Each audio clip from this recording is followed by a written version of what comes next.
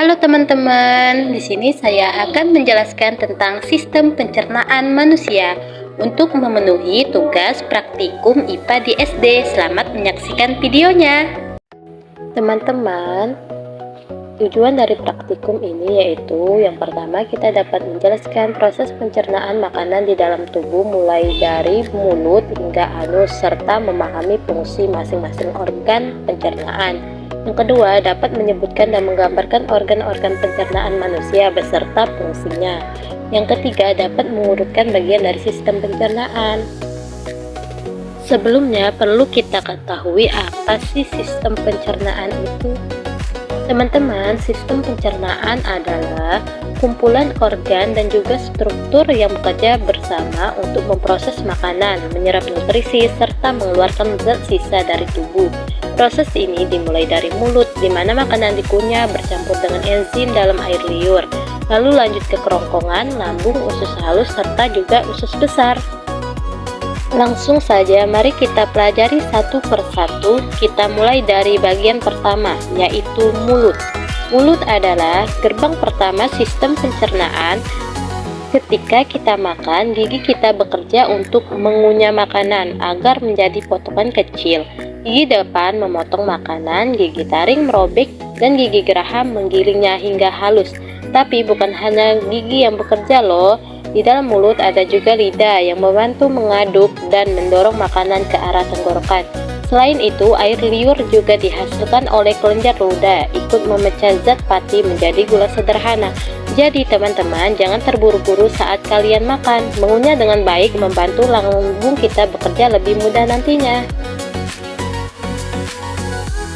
Yang kedua, yaitu kerongkongan.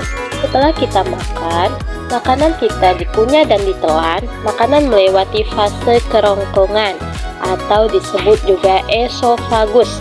Kerongkongan ini adalah sebuah bagian dari saluran pencernaan berbentuk tabung panjang dan berfungsi sebagai penghubung antara organ faring tenggorokan dengan lambung. Makanan tidak jatuh begitu saja teman-teman, ada gerakan khusus yang disebut gerakan peristaltik, yaitu gerakan otot yang mendorong makanan ke bawah secara perlahan-lahan. Luar biasa bukan? Nah, tubuh kita punya cara otomatis untuk menghantar makanan menuju lambung teman-teman. Nah, sekarang kita sudah sampai di lambung. Lambung adalah organ yang berbentuk kantung yang merupakan bagian dari sistem pencernaan manusia. Lambung berfungsi sebagai tempat mencerna makanan secara mekanik dan juga secara kimiawi. Lambung ini berbentuk seperti kantung besar yang bisa menampung makanan. Disinilah makanan akan diaduk dan dicampur dengan asam lambung serta enzim pencernaan. Asam lambung membantu memecahkan makanan, terutama protein, dan membunuh kuman yang mungkin ikut masuk bersama makanan. Proses ini membuat makanan berubah menjadi cairan kental yang disebut heme. Setelah beberapa jam, makanan siap diteruskan ke usus halus. Selanjutnya, makanan menuju usus halus. Usus halus adalah bagian dari sistem pencernaan manusia yang berupa saluran panjang berbentuk tabung yang terletak di antara lambung dan usus besar. Panjangnya bisa mencapai 6 meter loh. Ada beberapa bagian penting di sini seperti usus 12 jari, usus kosong, dan usus penyerapan. Cairan dari hati, kantung empedu, dan pankreas juga ikut membantu memecahkan makanan. Nah, disinilah zat-zat gizi seperti karbohidrat, protein, lemak, vitamin, dan mineral diserap oleh dinding usus halus dan disalurkan ke seluruh tubuh melalui darah. Itulah sebabnya usus halus disebut sebagai tempat penyerapan gizi utama. Keren ya teman-teman? Selanjutnya, sisa makanan yang tidak dapat diserap tubuh akan masuk ke usus besar. Perlu kita ketahui bahwa usus besar adalah akhir dari saluran pencernaan manusia yang berfungsi untuk menyerap air dan juga elektrolit dari sisa makanan serta membentuk dan menyimpan feses sebelum dikeluarkan melalui anus. Usus besar tugasnya berbeda. Ia tidak mencerna makanan tetapi menyerap air dan garam yang masih tersisa dari sisa pencernaan.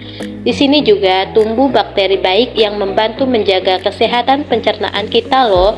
Setelah air diserap, sisa makanan akan menjadi padat dan membentuk feses atau kotoran yang siap dikeluarkan dari tubuh kita. Nah, yang terakhir, sisa makanan akan dikeluarkan melalui anus. Anus adalah bagian terakhir dari sistem pencernaan, berfungsi sebagai pintu keluar bagi sisa-sisa makanan yang tidak dapat diserap tubuh. Bagian ini berfungsi sebagai pintu terakhir sistem pencernaan. Proses ini disebut defekasi atau buang air besar. Dengan begitu, tubuh kita bisa membuang zat yang tidak diperlukan lagi, teman-teman. Berdasarkan dari praktikum yang telah dilakukan, dapat disimpulkan bahwa makanan yang kita konsumsi mengalami proses pencernaan secara mekanik dan kimiawi agar zat gizinya dapat diserap oleh tubuh. Organ-organ pencernaan seperti mulut, kerongkongan, lambung, usus halus, usus besar, dan anus memiliki fungsi masing-masing yang saling berkaitan. Proses pencernaan dari penghancuran makanan di mulut, kemudian makanan dicerna lebih lanjut di lambung dan usus, hingga sari-sari makanan diserap oleh tubuh. Sistem pencernaan yang sehat sangat penting untuk menjaga kesehatan dan pertumbuhan tubuh. Itu saja praktikum dari saya. Sampai jumpa pada praktikum selanjutnya.